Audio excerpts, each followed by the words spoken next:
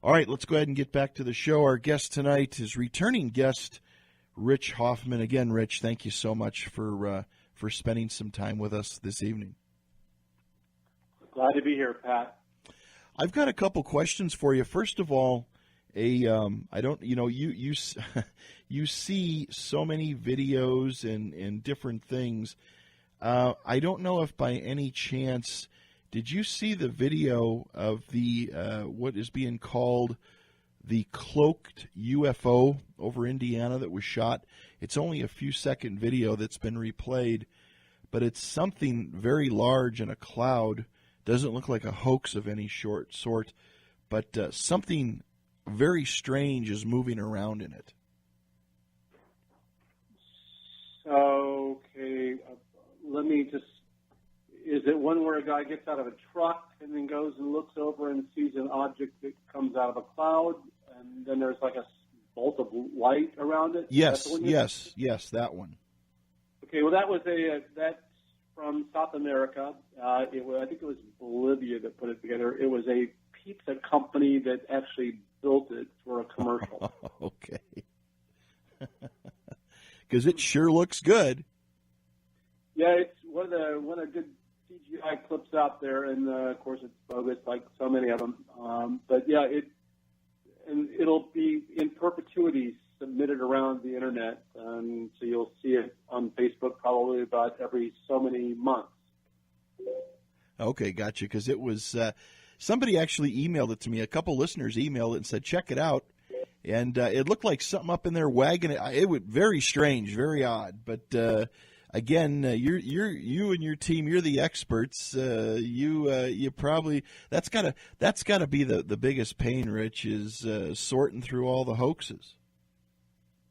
Oh well, you're absolutely correct about that. So the way I look at it is this, and if somebody doesn't bother to put the case or the testimony with a video, then I'm not interested in looking at it. I'm just very, very frank.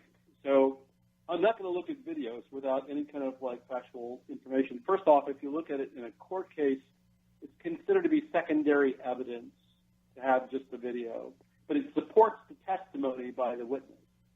And so I have seen over the years hundreds of thousands of these things, and videos that look impressive, and they're getting better all the time. And like I said, if there's not any kind of a case with it, I just disregard it. It's not worth my attention, because there is just such an overwhelming number of bogus clips and stuff out there. And they keep going around on the internet. People pass them around, and then they lose any kind of awareness of where it was, when it was. Just like you didn't know that was already been shown to be a commercial. It's still passed around, and that's a great UFO clip. And it'll be called the UFO forever. Very true, very true. Well, there's just so much video footage that is being put out there. Let me ask you, and I might have asked you this the last time we had you on the show, but the MUFON Star Team, you guys, there's a lot to that. And one thing I believe that I don't know if it was either Erica or you or some other MUFON. I mean, I've had a lot of different state directors on the program over the years, but isn't one of the roles of the Star Team in the event that there is some sort of contact, some sort of physical contact, more than just lights in the sky, but if something were to land, if there were to be a landing, are some of your members trained to handle something like that, or at least be on scene for something like that? Oh yeah, we've got. We also have procedures on what to follow, and I think, like I mentioned before, we also have training that we conduct where you'll be able to go out and to cordon off an area and know how to go up and see it and how to photograph it, how to measure the radiation if there is any radiation on it, what to do for compression testing, how do you look at the soil, how do you collect the soil, how do you put if it's soil, other kinds of things. It's all in the manual, and we follow those procedures, and we document the events, and how do we document it, and how do we photograph it, and that type of stuff. So that pretty much is all out there, and I mean, we look for the team to be able to do that. There's actually training sessions that we've had in the past where we actually create landing kind of like things, and we go out and cordon off the area and do that whole sampling routine that I told you about. And so that's what we attempt to do, is try to train the advanced FIs in that kind of thing all the time. The other thing that you need to know is that if there's a safety issue, we're not going to go send anybody out to something that's not going to, but they're not going to be able to, they're going to take a risk, basically, for their lives. So just want to let you know that we're very cautious about the safety aspects of this as well. If there is some sort of radiation, we're supposed to be measuring it, and we're supposed to know that it's at a safe level or not at a safe level. And if it's not at a safe level, you just let it go. You stand back and you watch. Now, let me ask. More than likely. Now let me. More than likely. Go ahead. Go ahead. Now, let me ask you the big tamale question, okay? Yeah. So let's just say something lands, it's sitting there, and the door pops open, and something comes out. Yeah. Well, I mean, again, what you're going to basically go and you're going to document it as much as you can. Let me tell you something. The experience we've had with any kind of cases of that significant is, number one, it's extremely rare. Number two, if it is a situation like that, what we've also experienced is that the Air Force or the Army, one of those, have already detected it and have already cordoned off the area and told us to get out. So you're going to run into that because the government is basically surveying practically every inch of the sky and would know well about it before that happens. And if you look at there's actually teams of people that would be on the site in a heartbeat right. before you even got there, probably. We're going to run into that, and we know that. And then there's always the big question that, what do you do with any kind of an evidence? If you started to collect it and the military came in, what would you do? I mean, they're basically going to collect it. They're going to get your name and your contact information, and they're basically going to come out and either threaten your life or watch you or something of that nature. And we've had cases where, let me give you a case as an example. Over in Mississippi, I had a case where an individual who was a former police officer was out one night looking up at the sky, sees a variety of objects moving around. One happens to be a small object. Another one seems to be a triangular-shaped object, followed by a helicopter that looked like it might have been a military helicopter. And he sees this and, quite shocked. And short time after, I guess, he sees all this stuff, he goes, over in the woods and finds out that there appears to be something like a SWAT team that's over in the woods right adjacent to his property. And one of them has a box that looks like it might be, and it's portable. And it's like those old cigar boxes or cigarette boxes that you'd see the woman carry around with a strap around the neck, and it would be coming out. Well, he's got something that he's using a computer on, and the bottom line is that he's threatened and told to get out of the woods. Now, this is a property it's public property right next to his property, and he's being told to get out of the woods. And then we started to get on the investigation and start to do the work, and I've got an investigator in southern Mississippi that was working the case, and bottom line was that suddenly the former police officer decides he's going to shut up about the case, and he starts saying, well, I'm not going to talk about this anymore because it's, what you have there's a problem here. And he started getting some threats.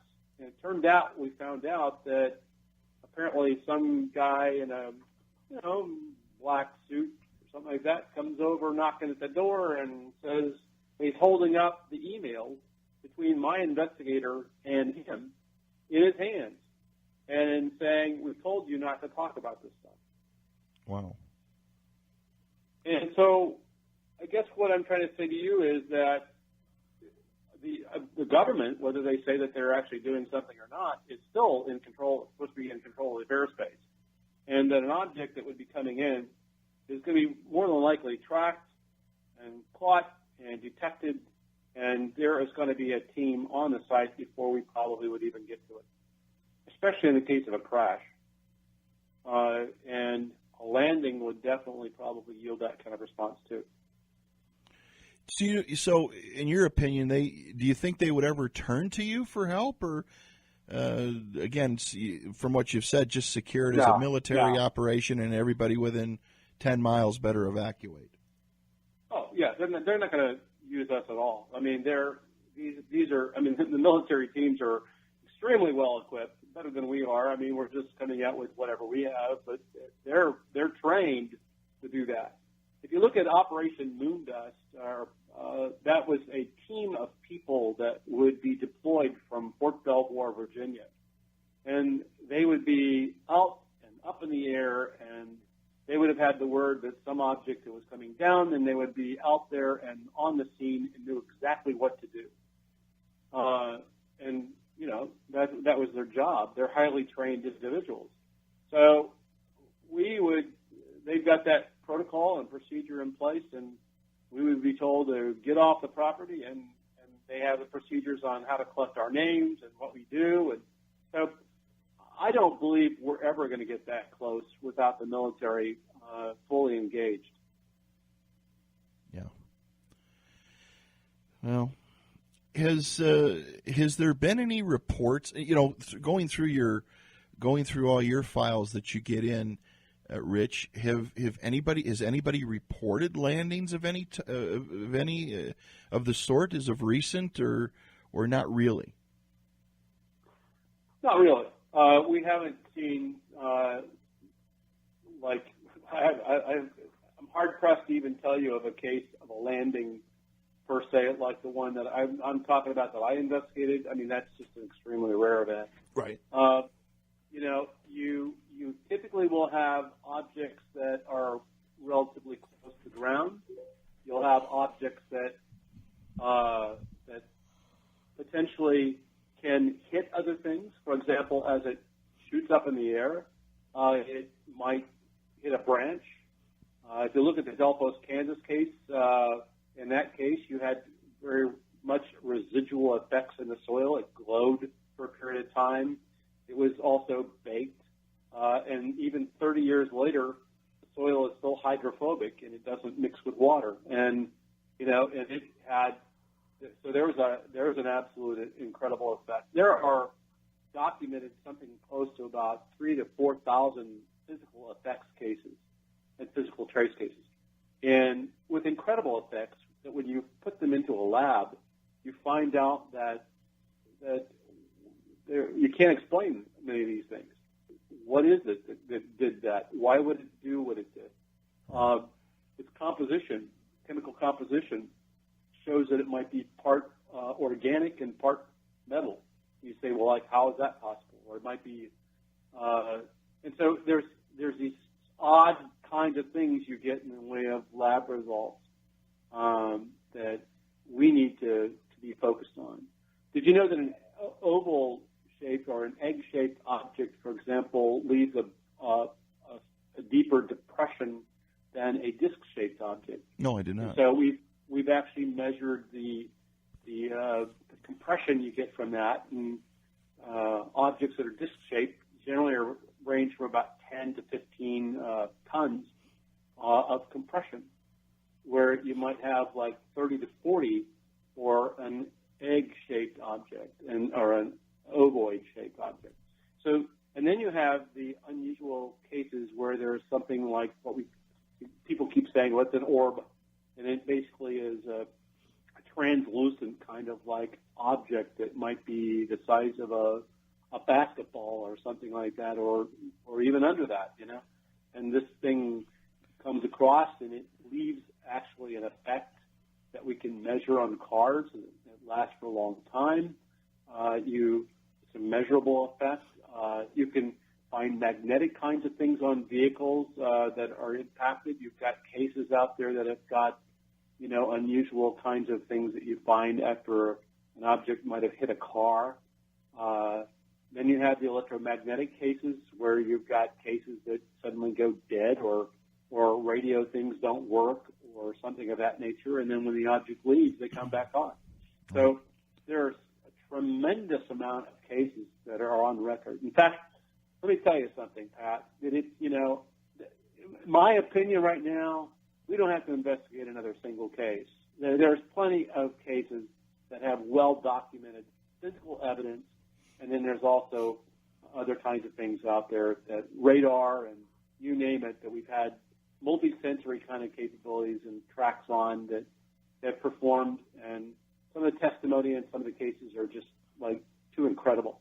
So there are cases right now that if you could ever really get the Congress to pay attention to, you could knock their socks off with. Yeah. We had a couple questions come in for you.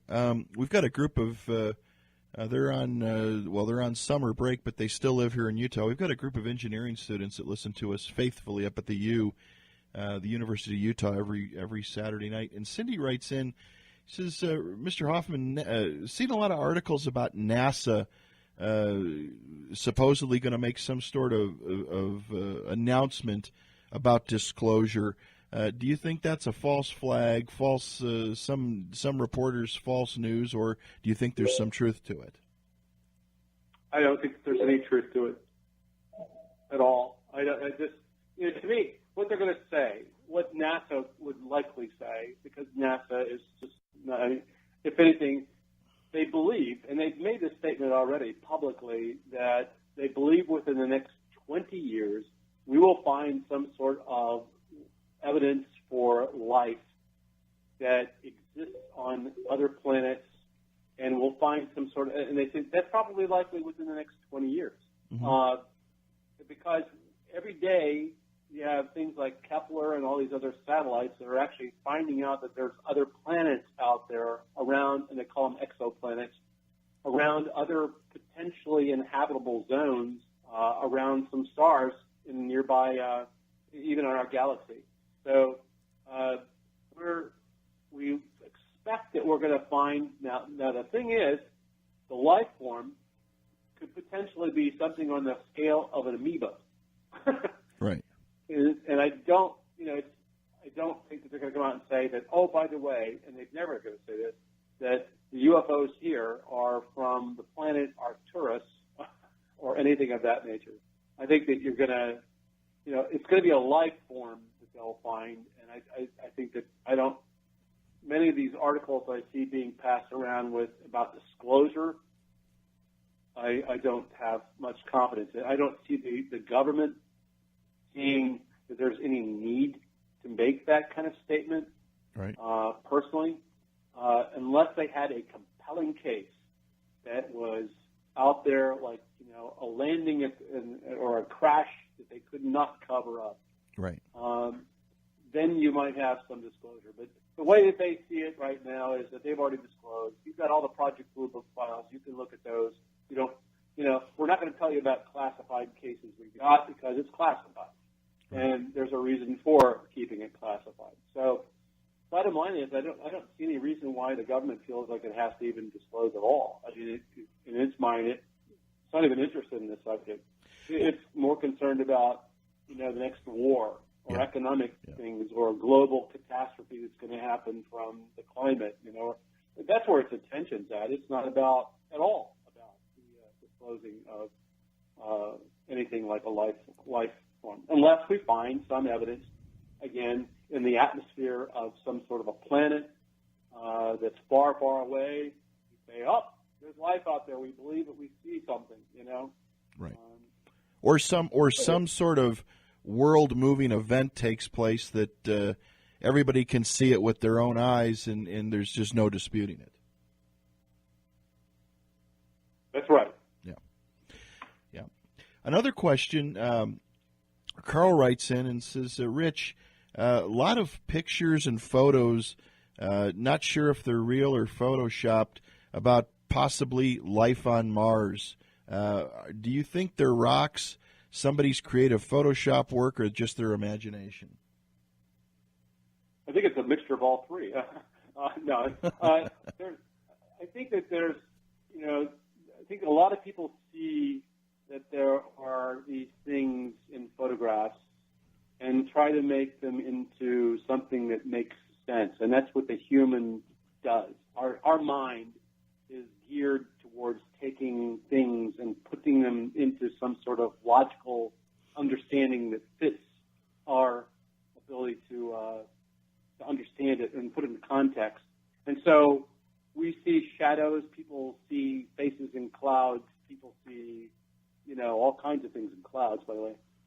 That's why we saw, for example, that there are constellations and stars. We look for patterns in those, and we look for any other kind of thing like that. So what you have is basically people looking at many of these Mars photographs, as well as even the ones focused on the sun, and they see things that they want to then say is, well, that's a rodent, or that's a dinosaur bone, or that's a spacecraft, or that's whatever it is, and then when you dive into it, you realize that, well, wait a minute, if you looked at it from a different angle, or you had a better resolution to it, then it has a different look altogether, because it's a matter of light and shadows.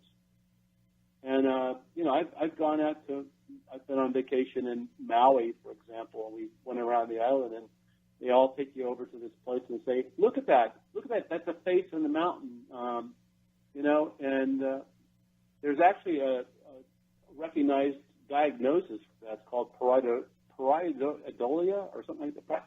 I can't even remember how to pronounce it. Mm-hmm. Pareidolia or something like that. But bottom line is, it's a human condition where we try to go out and we see things and we put that into perspective. Now, obviously, if there was any life on Mars at one point, we believe that there might have been. It might have it definitely believes it had water, and it had an atmosphere at one point, and it lost its atmosphere, and maybe they had a similar thing to what we have here with climate change. But the point being is that there may have been something. But come on, to say that there's going to be dinosaur bones up there or a squirrel on Mars, right now we can't even imagine how we would even last for 68 days on the Mars project, being able to go there. We don't think that anybody would be alive after that period. Right. Well, and again, that's I sometimes think the human mind, like you said, they see an image and they try to relate it. That I know somebody sent me a photo, and of course I posted up on Facebook. It's interesting to get the comments. People send me articles about somebody just found something that looks like a bull or a cow, but it's a fuzzy photo, and when you take a closer look at it, most likely it's just a rock. There are some things that do look unique, but who knows? Another question that was sent in one of our listeners wanted to know about: have you handled abduction investigations? Is that in your realm, or does that go to Kathleen Marden, or how do you guys handle the whole abduction thing? So I've been exposed to the abduction scenario going back even to the 70s. I was living up in Dayton, Ohio, and there were 3 women in Kentucky that were engaged in it. I got a little bit involved in that case. Stafford, Mona Stafford, and a couple other.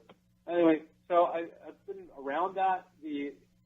I've also investigated some other cases that were of abductions, but we have now what they call experiencer research team, and that's a team of actually better trained people to handle that type of thing. we have, let me explain to you that much like you can explain 70 to 80% of the UFO cases, there's like maybe depending upon the stats, there's probably about anywhere from 10 to 20 of a percent that might be considered to be unknown. And then when you could really dig down and really had more information, you could probably eliminate some of those. And you get down to maybe like about 3 or 4% that are actually bona fide. I can't explain them. I don't know what they are. I mean, they just don't fit. They don't fit anything at all. And so much like that, you have the same thing with the abduction phenomena.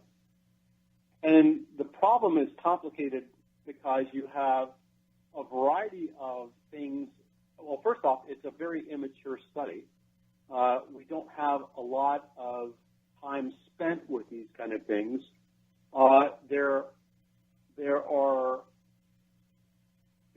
people that have everything from like the sleep disorders to mental issues that need to be looked at by more professional people than the typical volunteer field investigator. And so we tend to not want to go out and to do those type of cases other than to pass them on to the experience or research team. Gotcha. And so my opinion is that I want to put any kind of case as close to the right individual who can work with that individual that I could possibly get. So if it's a Bigfoot case, I'm studying UFOs. I don't study Bigfoot. Right. I have investigated Bigfoot cases, but I look for a Bigfoot researcher to go out and to do that because they're better trained and probably better equipped for that. MUFON doesn't investigate those, but we do investigate abduction cases, but we do so by utilizing a team of trained people rather than the untrained trying to go out and to deal with those types of things. So that's how we treat abduction cases. Gotcha. And I also know what is it Chuck Zukowski. He does all your the mutilation stuff now for MUFON. Well, I mean, so he's one of our leads for the cattle mutilation kinds of cases we run into, or animal mutilation cases. And so, bottom line is, he doesn't do all the investigations. But let's say I'm here in Alabama, and I've had cases I've investigated as well. So I go conduct the investigation, but I will rely on Chuck to give me any kind of guidance and direction. So in that type of thing, that's what I have a team called the MERIT, MUFON Evidence Review and Investigation Team. And Chuck is an augmented resource to that team so if the STAR team investigator who is out there doing that work, he can then reach back to Chuck who can help him out. Gotcha. Everybody plays their part. Exactly. I don't pretend to be a psychologist. I don't pretend to be what I am not. Right. I would much rather you go to an expert. Exactly. All right, everybody, welcome back to Fringe Radio with Rich Hoffman. Rich, one of the programs, I have not had the opportunity to watch it, but if we could talk a little bit about the Hangar 1 series and MUFON's connection with that. I know that when the first series aired, we had the Canadian ufologist here, Grant Cameron was here in the studio, and it was right before it was going to air. Could you talk a little bit about Hangar 1 and in MUFON's connection to that? Yeah.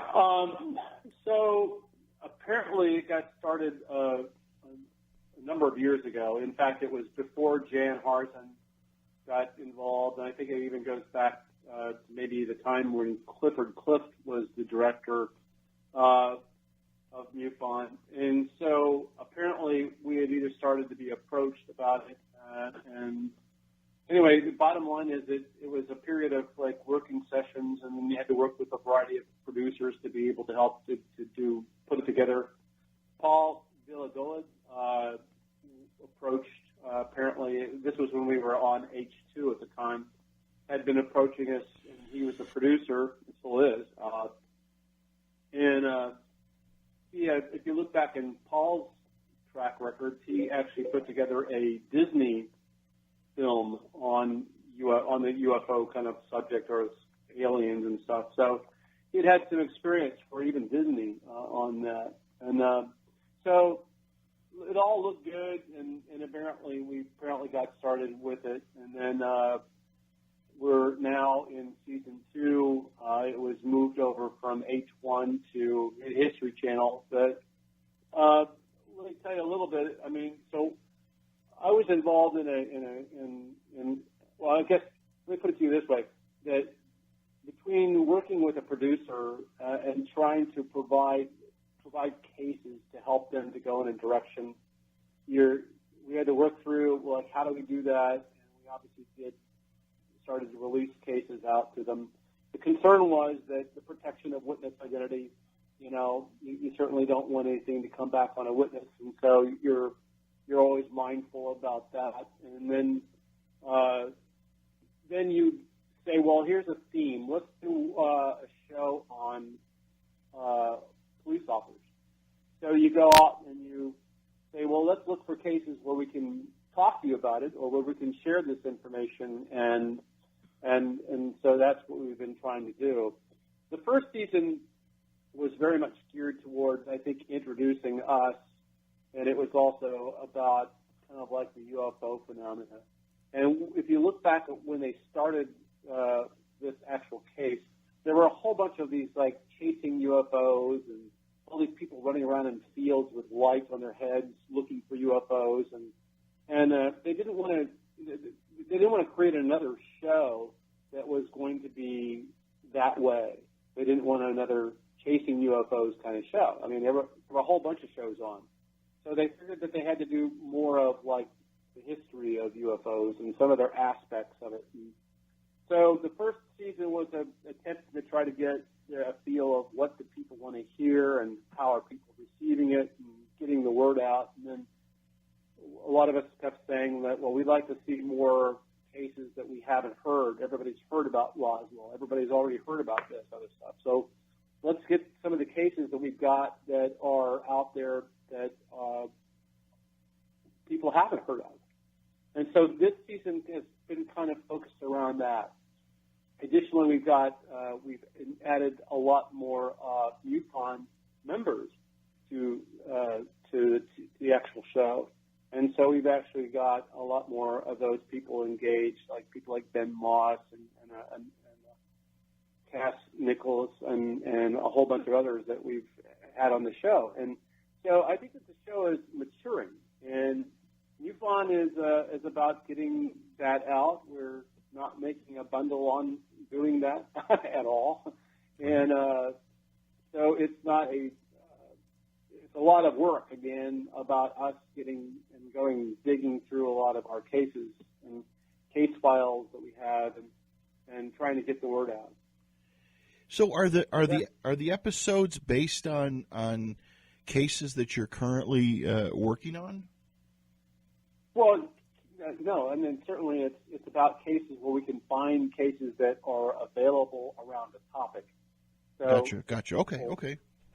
So, exactly, we're going to go back and look through the history and find cases, some of the better cases that match up with whatever the show is about. So if it's about police officers, or if it's about USOs, we're going to go out and look for cases where we can, or things we can find in our files that we can help to convey to the audience. This is the seriousness of the subject around the USO, for example. And so that's what we've been doing. Gotcha. What's MUFON's direction, Rich? I mean, what's of course, you're always,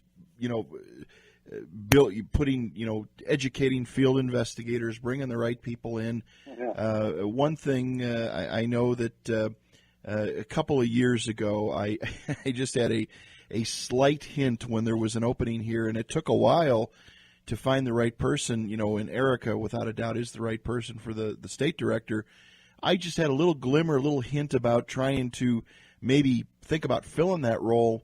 And when I talked to a few of the state directors, it's a major commitment, in time and effort. I know you guys are not looking, you pick the right people. It's not just let's give somebody a try. Somebody has to really prove themselves. And obviously, as an organization, you continue to educate, put more tools out there. What is kind of MUFON's direction? Is it to just continue to educate your investigators and help move this study, this science forward? What's on the horizon for MUFON? Well, it is about number one, trying to educate the public. I mean, our mission statement is about helping humanity. I mean, looking to be able to provide even an education in what's up in the sky. I mean, we try to be an education resource. We try to be an investigative resource, and we try to be a scientific research resource. We are looking to be able to get technology geared towards being out in the field in advance. We'd like to be able to do that. And we also keep trying to be able to, like you say, get evidence to, and to study that evidence and try to present it in the right way that it needs to be presented. So we're trying to do a lot of different things. Everybody has an impression in their own mind of what MUFON should be doing. And as you very well know, everybody has their own beliefs about the whole phenomenon. So we oftentimes are criticized because some people think, well, we ought to be doing more with exopolitics. Some people think that we ought to be doing more like CE5, the encounters like Stephen Greer's promoting. A lot of people think we ought to be doing more on the Hill. And there's a lot of people that think we ought to be doing a lot more. Again, I come back to the fact that we're largely a grassroots volunteer organization, and until somebody helps us to make a little bit of money, of course we can try to see if we can do more of that. And it takes that. Let me be perfectly honest with you. And the more I've gained an awareness about the MUFON in terms of its finances and stuff like that, we're living on the edge of just being able to do what we need to do and keep solvent. And so, you have to watch your expectations, Right. And so what we can do is what we can actually do, and we try to do what we do the best we can. And so those that want to be harsh and criticize us can criticize us all they want, but sorry, we're out there trying to be able to do the role that we think that we can do, and that's really focused on UFOs. And that's, thank God we are, because there's a lot of people that think, well, you need to be going over into the paranormal. You need to be doing more of the parapsychology. You need to be doing more Bigfoot stuff. You need to be doing more of other stuff, And I'm sorry, but as I told you before, and I made it perfectly clear, there's a lot of states where we need resources, and that's people. Right. And so ultimately, if you haven't got that, what are you going to do with that stuff? Right. If I can't go out and check on a UFO because it's 130 miles away and get somebody there, I'm sure it's not likely going to have anybody that's going to go out and do a Bigfoot case, right? Right. Exactly. What if a person has interest in becoming part of MUFON as far as an investigator? What's the best route to take? Well, first off, they need to be a MUFON member, and so membership is required. And let me tell you, that's just ridiculous that we have the tax donation. It's a tax deductible thing that you can put in. And I think the minimum is like $35, and my God, that's less than a cup of coffee at Starbucks on a couple of occasions. So we're not asking a lot, in terms of donations on that standpoint. And then at the same time, you have if you want to be a field investigator, and we do have a need for field investigators in the worst way, especially, then there's a commitment of you purchasing a manual, and you got to look at it this way. This is a manual that has been, I was among the original members of MUFON going back to when its inception in 1969. So I've been with it for a very long time and seen it grow. And so the Field Investigators Manual that we had back then was practically, and I've still got a copy of it, it's like maybe like 10 or 12 pages. Today that thing is huge.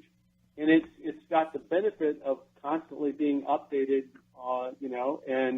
and getting more and more, we're getting smarter. And so bottom line is paying for the manual is the big thing, and that, of course, helps us to be able to do more. But then at the same time, it's about then you taking a test and passing a test. And then we also do a basic background check. Sure. That. So the bottom line is and then within the states, it's a matter of, we've got a lot of different resources available. We've got Facebook pages on field investigators where they can collaborate. We've got STAR team members, things, and we're going to start to do a lot more. We've got training, and anyway, the bottom line is that there's a lot of good stuff, and we try to help those people succeed. So if you're interested and you're willing to work and you take it serious and you have a passion for it, there's room there for you. Oh, without a doubt. Yeah. And we're looking for the people that really want to commit to looking into this thing, and that are objective, that are the people who can talk to other people, because you're going to be talking to other people. You're going to be going out sometimes and going out in the fields and looking at stuff, and checking things out. And you're going to probably make use of technology on a scale that you have not used. Like, if you're not familiar with Word documents or Excel, you better get used to it, because that's what we're using. Right. Or, we have a case management system. And right now in today's tools, my phone, looking back at when I started 50-some-odd years ago, everything was in paper, right? So I had to fill out paper forms and do all this other stuff. And if you wanted to go check on sky patterns, you probably had to go down to the local library.